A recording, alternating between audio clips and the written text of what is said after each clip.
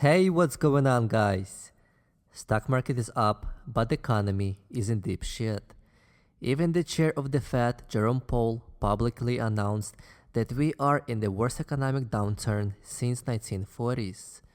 In this video, I will explain why economy soon will get worse, and then Raoul Pal will explain the current solvency crisis. Okay, right away, let's not waste any time and let's see what our homeboy Jerome Powell, the chair of the Federal Reserve, has to say about our current economy. The scope and speed of this downturn are without modern precedent, significantly worse than any recession since World War II. We are seeing a severe decline in economic activity and employment, and already the job gains of the last decade have been erased. Since the pandemic arrived in force just 2 months ago, more than 20 million people have lost their jobs. A Fed survey being released tomorrow reflects findings similar to many others. Among people who were working in February, almost 40% of those in households making less than $40,000 a year had lost a job in March. This reversal of economic fortune has caused a level of pain that is hard to capture in words, as lives are upended amid great uncertainty about the future.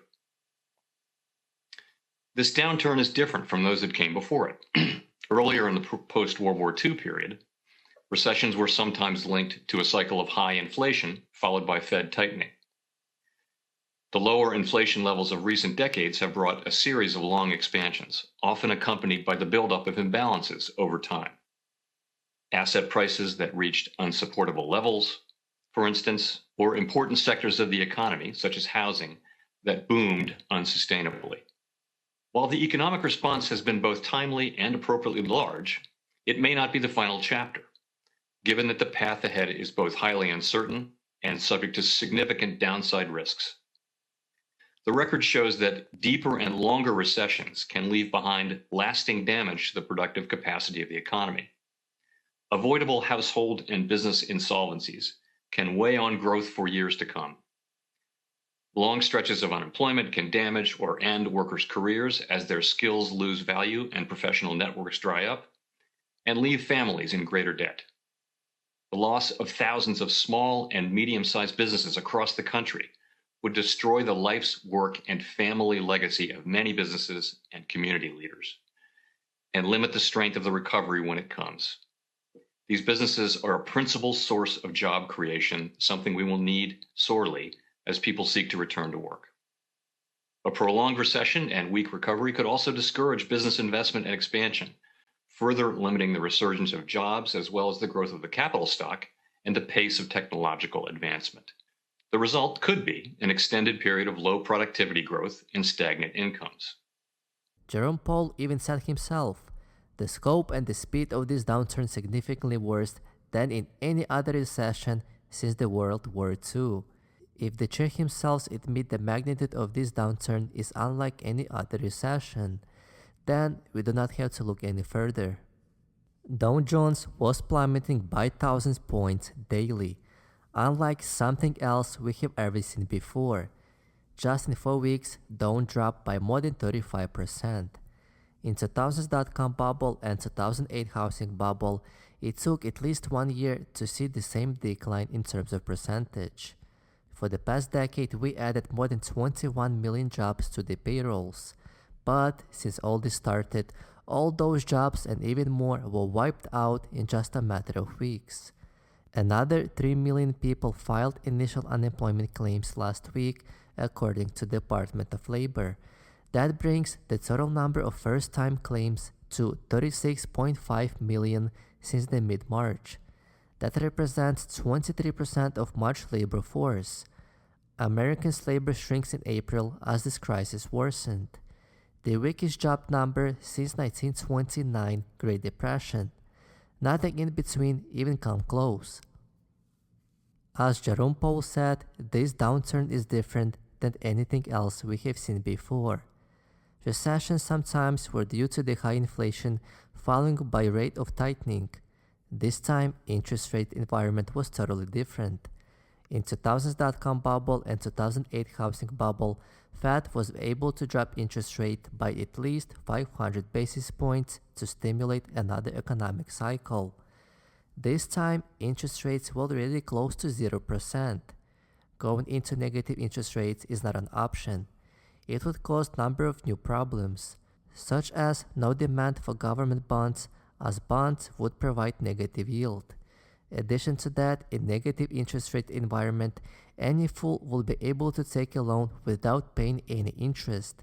It's just a human nature. If you give someone something for free, they would not really appreciate it, and eventually people would do stupid things with free money, which would lead to higher unpayable debt and number of defaults.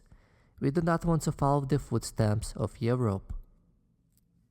Going back to the present time, not so long ago, Fed printed more than $2 trillion to buy treasury bonds and mortgage-backed securities with the hope to keep the stock market floating in the sky.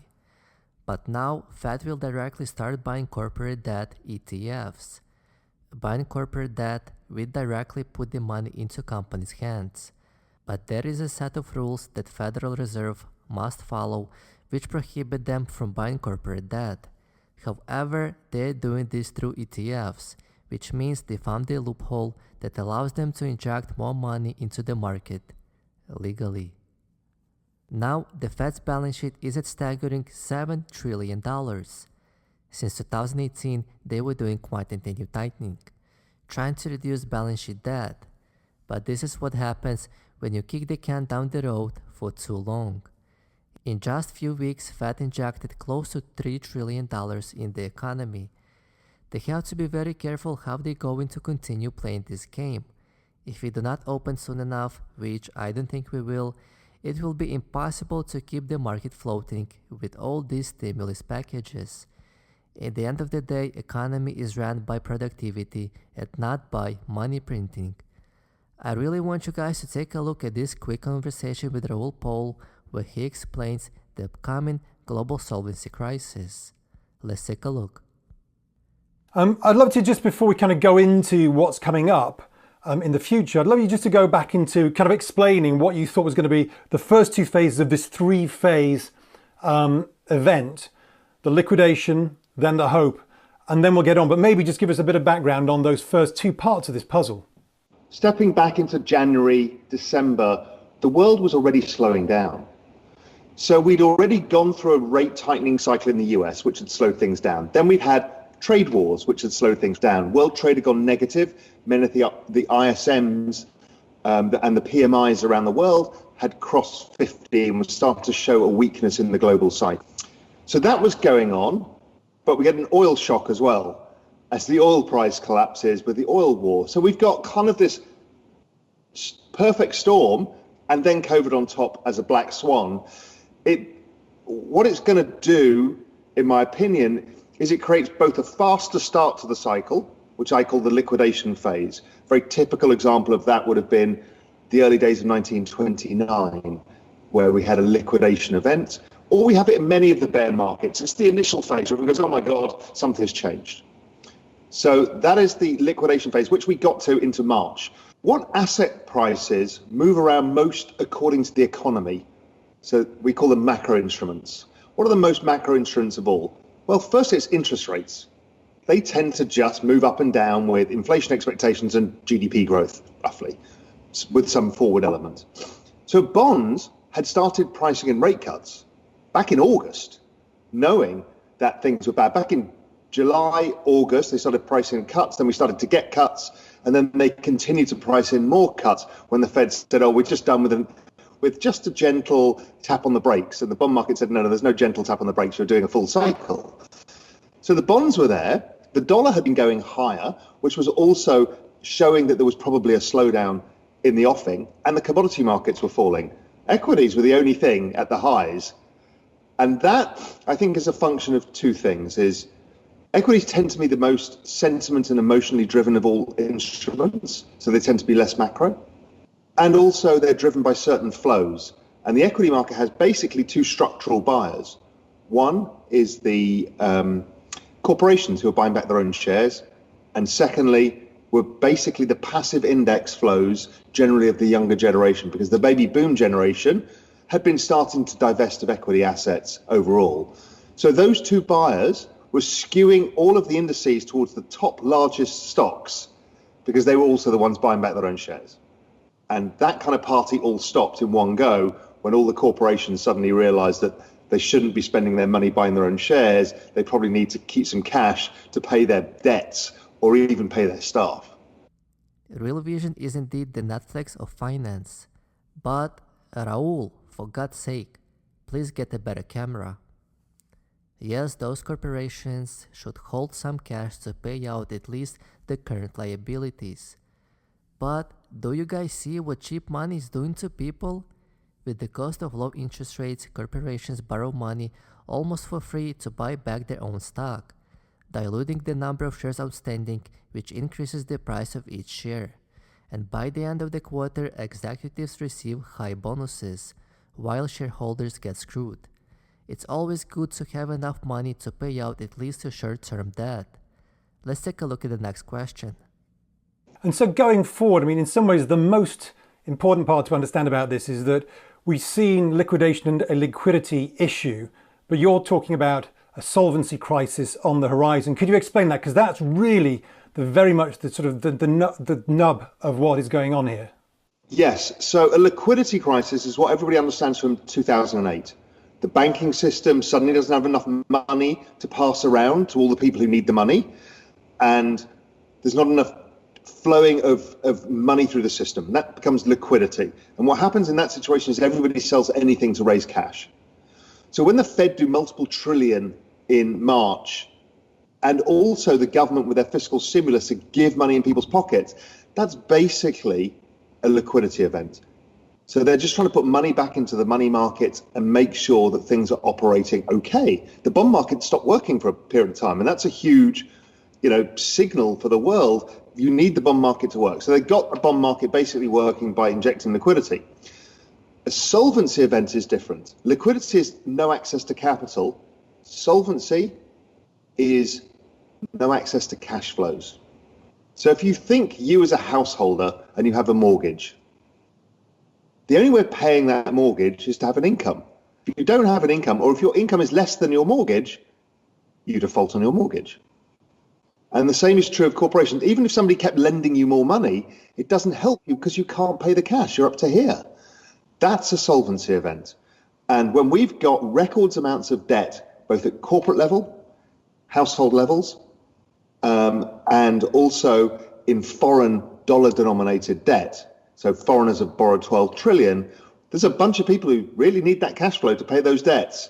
And in a slow economic growth environment that goes on for a longer period of time, they're not able to pay their debts easily. And that's a solvency event. And it doesn't help the Federal Reserve putting money into the system, because you as the homeowner who's taken a hit on their income or doesn't have a job still can't pay. You're not going to borrow more money.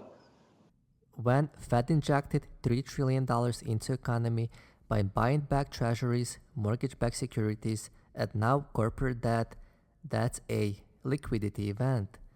Solvency event is different. Solvency is when there is no access to cash flow. Raoul makes a great example with a mortgage. The only way to pay out your monthly mortgage is to have an income. Yes, you can also borrow money just like currently corporations are doing by taking the loan from the banks. But what it does to you, it just puts you more into deeper and deeper debt. So liquidity is there, but most of the businesses cannot generate enough cash flow to pay out its debt, which means productivity will decline and debt will increase. Debt to GDP ratio is already at 110%. Last time we have seen something similar to this was 70 years ago, in 1940s. Solvency crisis is real, and we have to keep our eyes open what might happen next. And don't blink or you might miss it. Let me know what do you guys think about solvency crisis and our current economic state. Leave your thoughts in the comment section below, hit that like button, and subscribe if you haven't.